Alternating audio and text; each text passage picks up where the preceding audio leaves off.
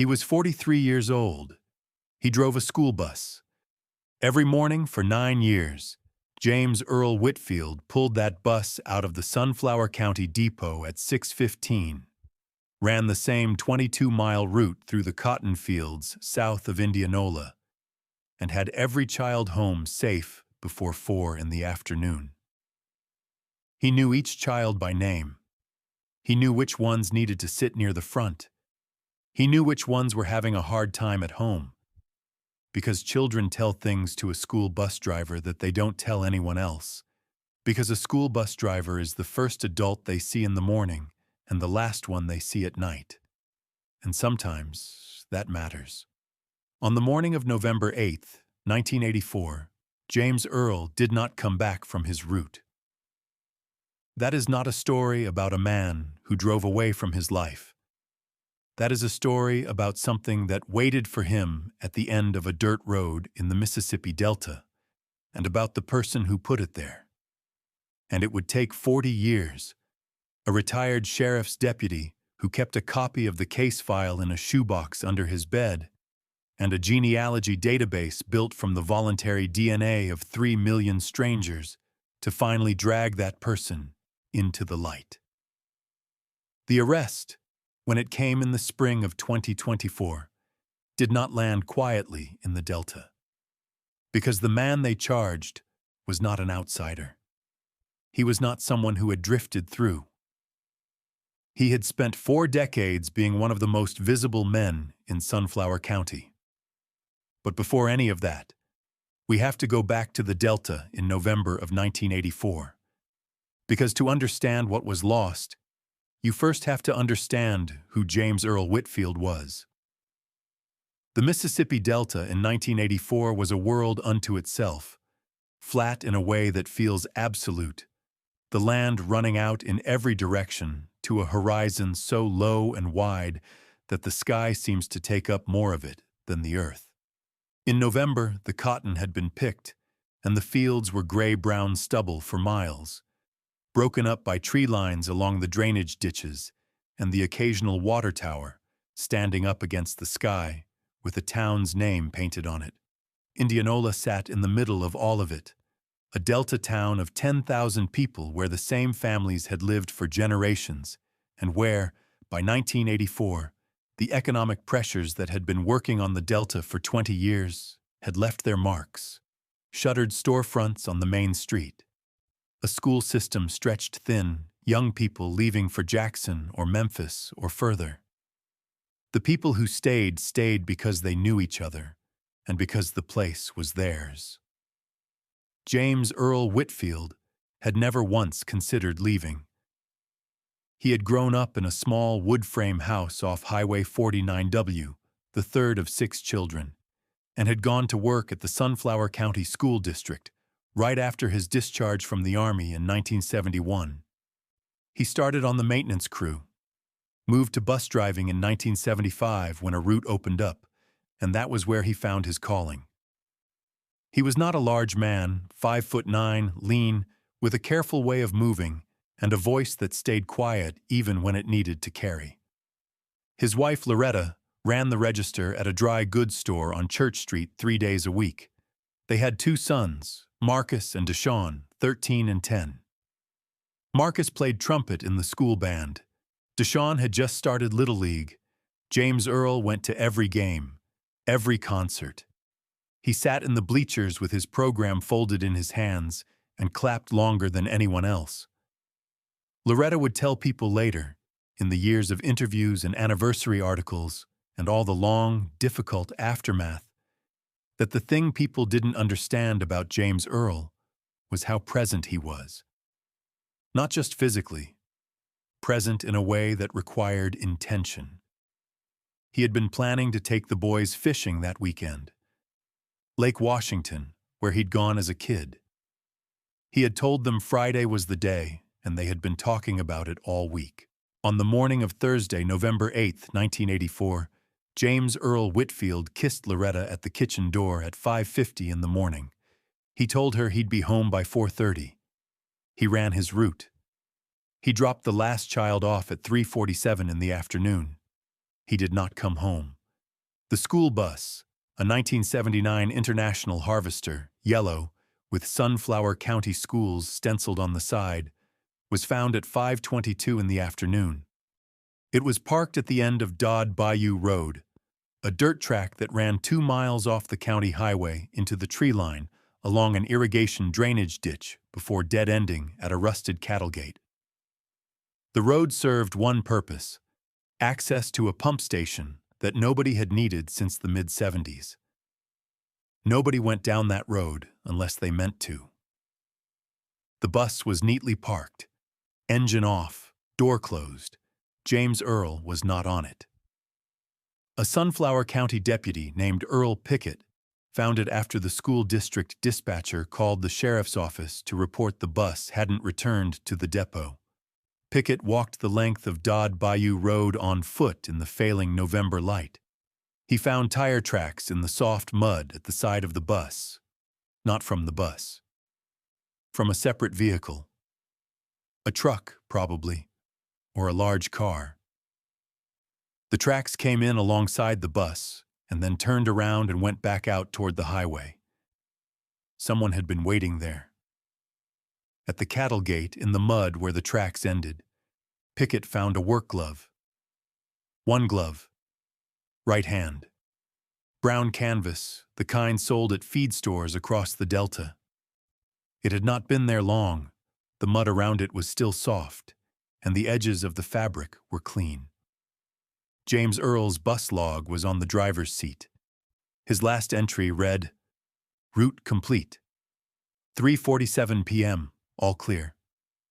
Loretta Whitfield called the sheriff's office at 6 o'clock, when James Earl had not arrived and had not called. She was told a deputy was already at the scene. She drove there herself in the dark, with Marcus in the front seat, because there was no one home to stay with the boys. She stood outside the cattle gate and looked at the bus sitting in the headlights. She knew. The search for James Earl Whitfield ran through Friday and into the weekend. Volunteers and deputies walked the drainage ditches and the tree lines in both directions from Dodd Bayou Road. The Sunflower County Sheriff's Office requested assistance from the Mississippi Highway Patrol. On Saturday afternoon, a search dog unit arrived from Jackson. James Earl's body was found on Sunday morning, November 11th, in the shallow water of the drainage ditch 400 yards east of the cattle gate. He had been concealed in the cattails and brush along the bank. He was 43 years old. Marcus and Deshawn were told that morning. Loretta sat between them on the sofa and held both of their hands and told them that their father had been hurt and that he was gone, and that it was not his fault, and that none of it was their fault either, and that she would not be going anywhere. She kept every one of those promises. The lead investigator was Lieutenant Horace Drummond of the Sunflower County Sheriff's Office, 41 years old, 17 years on the department, and a man who had grown up 2 streets over from James Earl Whitfield. He did not recuse himself. He said later that he couldn't have. He said the case required someone who understood what James Earl meant to that community, and he was the person who understood it best. The tire tracks at Dodd Bayou Road were photographed, cast in plaster, and analyzed. They were consistent with a full-size pickup truck, mid-70s model, based on the wheelbase. In Sunflower County in 1984, that description fit perhaps a third of the vehicles on any given road. The work glove was sent to the State Crime Lab in Jackson.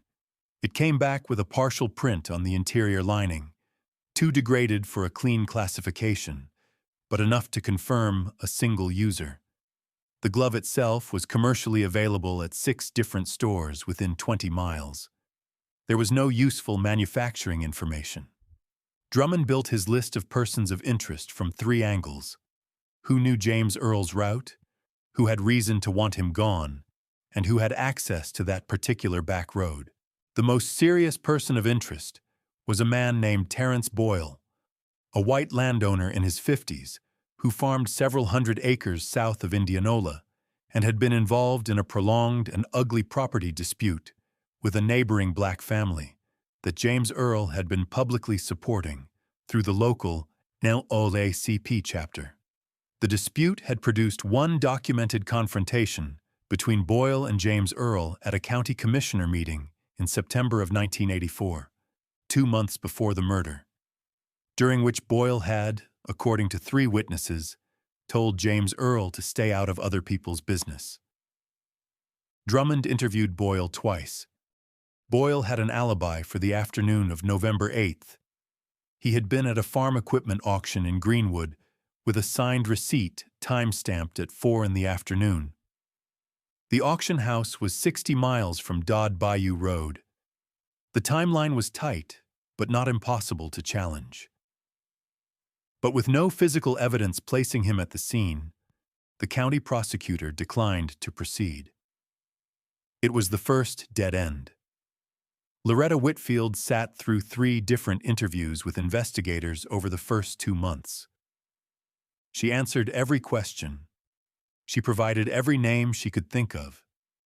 She also, in those same months, continued to drive Marcus and Deshawn to school, continued to go to work at the dry goods store, and continued to attend church every Sunday. People in the community would later say that watching Loretta move through those months was one of the most affecting things they had ever witnessed. Not because she was performing strength, but because she appeared to have decided, somewhere very early in her grief, that falling apart was not something James Earl would have wanted from her. By the summer of 1985, the investigation had yielded no arrest.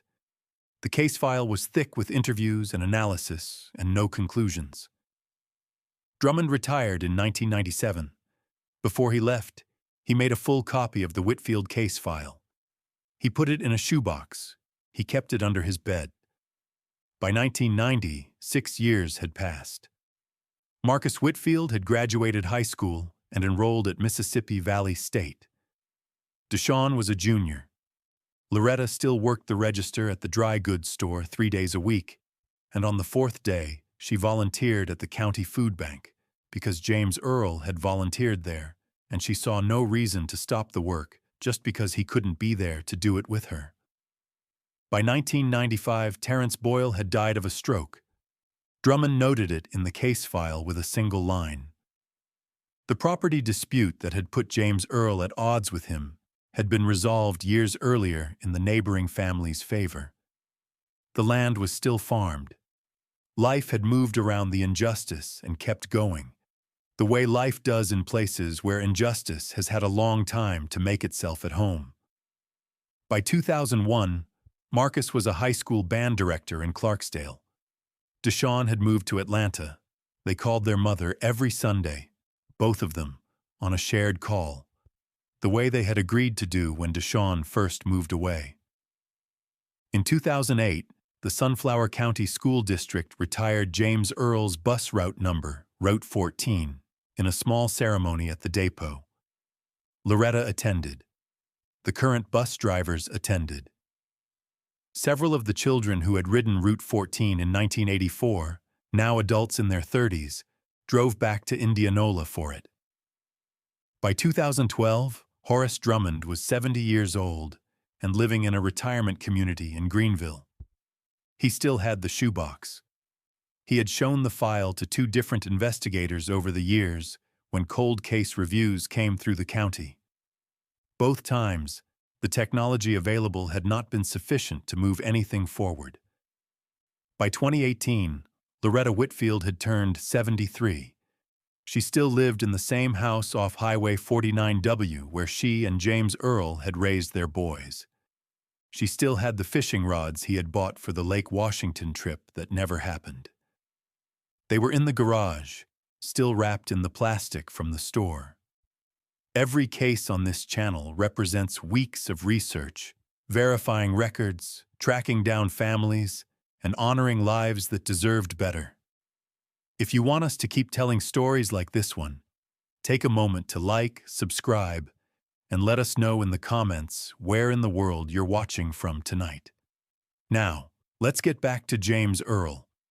The case had been cold for 39 years when a Mississippi cold case investigator named Detective Sergeant Alicia Foote, working out of the Highway Patrol's Unsolved Homicide Unit, requested a full biological evidence reprocessing of the Whitfield file in the fall of 2023. She had read about the case in an anniversary article in the Indianola Enterprise Toxin. She had not been able to stop thinking about it. Alicia Foote had been working cold cases for the Mississippi Highway Patrol for 8 years. She was 39 years old, the daughter of a retired Hinds County deputy, and she had a specific and deliberate method. She read the evidence log before she read the narrative, because evidence logs told you what was actually there and narratives told you what people had decided to believe. She read the Whitfield evidence log on a Thursday morning in October of 2023 while sitting at a conference table in Jackson with a cup of coffee she kept forgetting to drink. Item 4. Work glove, right hand, brown canvas, recovered Dodd Bayou Road, 11/84. Partial interior print, insufficient for classification. Biological swab, no extraction attempted. Technology unavailable at time of collection. She set the log down. The glove was still in the evidence storage facility. It had been there for 39 years in a sealed paper evidence envelope, in a climate-controlled room, on a shelf with 47 other sealed envelopes from cases between 1979 and 1987. Foote submitted the reprocessing request that afternoon. The technique applied to the glove's interior lining is called touch DNA recovery, a process by which skin cells deposited through normal handling of an object are extracted, amplified, and used to generate a DNA profile. When a person wears a glove, they leave biological material on the inner surface. That material, properly preserved, can survive decades in sealed storage. The lab's forensic team used a swabbing protocol developed within the last 15 years to lift that material from the lining without damaging the glove itself. A full DNA profile was generated within 10 weeks. It was not in CODIS. But when Foote authorized a genealogy registry comparison, the same voluntary public databases used in dozens of high-profile cold case breaks over the prior 5 years, the match came back in less than a month. On a Monday morning in February of 2024, Foote was at her desk in Jackson, going through the overnight forensic emails, when she saw the subject line from the genealogy analysis team. She opened it, read the summary, closed it, opened it again. The genealogy match traced back through a family with 4 generations of roots in Sunflower County. Cross-referencing the match against the original investigation file, Foote found a name that had never appeared as a person of interest. It was not Terrence Boyle. It was not anyone on Drummond's list. It was a man named Gerald Ray Cobb, 67 years old, a retired county road crew supervisor, a lifelong resident of Sunflower County, who had worked for the county government for 31 years, before retiring in 2016 with a small ceremony and a plaque from the Board of Supervisors. He had been 18 years old in November of 1984. He had grown up less than a mile from Dodd Bayou Road. Foote picked up the phone. Gerald Ray Cobb had spent 40 years being the kind of man who fills a room without drawing attention to himself. He had worked county roads for 3 decades, patching asphalt, clearing drainage ditches, running the equipment that kept Sunflower County's road grid passable through Delta summers and winters. He knew every back road in the county. He knew Dodd Bayou Road the way he knew his own driveway, where it softened after rain, where the ruts ran deepest, where a truck could pull off without sinking. He had a wife, grown children, a small house in a subdivision east of Indianola. He coached his grandchildren's soccer games on Saturday mornings and was, by all accounts, a reliable and patient grandfather who remembered to bring the orange slices. He had no criminal record. What investigators now assembled With 40 years of additional context and a DNA match that placed him at the scene, was a picture that the 1984 investigation could not have drawn.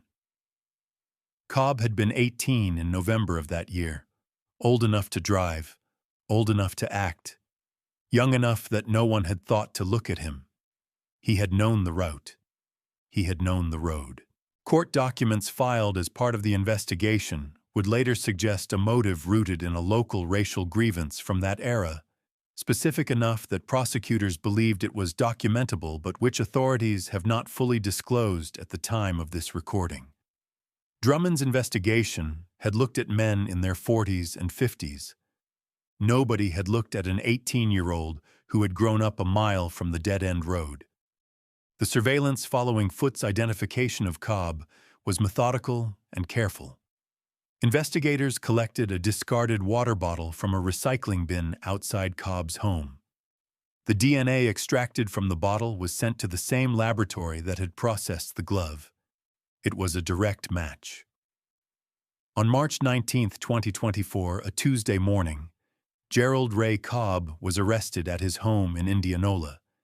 He came to the door in his bathrobe. He did not speak when the warrant was read to him. According to the arresting officers, he stood very still for a long moment, and then he nodded once, as though something that had been waiting for a long time had finally arrived. The news reached Sunflower County within hours. A woman who had lived on Highway 49W her entire life and remembered the search for James Earl in 1984 said she sat on her porch and stared at the cotton fields for an hour when she heard. A retired teacher who had worked at the same school district as James Earl and attended his funeral in November of 1984 said she called 3 friends before she could say the words out loud without crying. People in the Delta knew how to carry things. They had been carrying this one for 40 years. Gerald Ray Cobb was charged with murder in the first degree. He entered a plea of not guilty. The case is scheduled for trial in Sunflower County Circuit Court. He is held without bond. Horace Drummond, 81 years old and living in Greenville, was reached by phone after the arrest. He confirmed that yes, the shoebox was still there. He had never moved it. "I always figured someone would come for it eventually," he said. There is a photograph of James Earl Whitfield taken the spring before he died. He is standing in front of Bus Route 14 with the door open behind him, one foot on the step, looking at the camera with the easy patience of a man who is exactly where he is supposed to be. He is 42 years old. He looks like himself. Loretta Whitfield was 80 years old when Alicia Foote called her in February of 2024. She was at home. Marcus was visiting that week. He had driven down from Clarksdale, the way he did every few months, to spend a few days and help with the things around the house that needed doing. He was in the backyard when the phone rang. Loretta listened to what Foote told her. She asked one question. "Is it certain?" Foote told her about the DNA, told her about the match, told her about the glove that had been in a sealed envelope for 39 years. "All right," Loretta said. And then, after a moment, "Thank you for not giving up on him." She walked to the back door and called Marcus in from the yard. In the garage, the fishing rods James Earl had bought for the Lake Washington trip are still there, still in their plastic from the store. Marcus has talked about taking them out to the lake. He and Deshawn have talked about doing it together, the way their father had intended, the 3 of them. 2 of them now, and the absence where the 3rd one should be. They haven't gone yet. But they are going to. James Earl Whitfield drove 22 miles of Delta Road every morning for 9 years so that other people's children arrived somewhere safely. He knew every child's name. He knew which ones needed the front seat. He kissed his wife at 5:50 in the morning and told her he'd be home by 4:30, and he meant it. And a man who knew the back roads waited at the end of a dirt track and made sure that he wasn't. 40 years is a long time. The glove didn't forget. Before we close, there are questions worth sitting with. When a young man commits a crime and then spends 40 years building a normal life, grandchildren, a plaque from the county board, Saturday morning soccer games, what does the law owe the people he wronged? And what does it owe the community he deceived? Is there a version of justice that arrives too late to repair what it was meant to repair? And what do you think should be done with the thousands of biological evidence samples from pre-1990 cases that have never been tested with modern technology? Cases where the answers may already exist in a sealed envelope on a shelf somewhere. Leave your thoughts in the comments, and let us know where in the world you're watching from tonight. Justice found James Earl Whitfield after 40 years. Stories like his are why this channel exists. If you believe truth is worth pursuing no matter how long it takes, subscribe and check the description for more solved cold cases. Thank you for being here.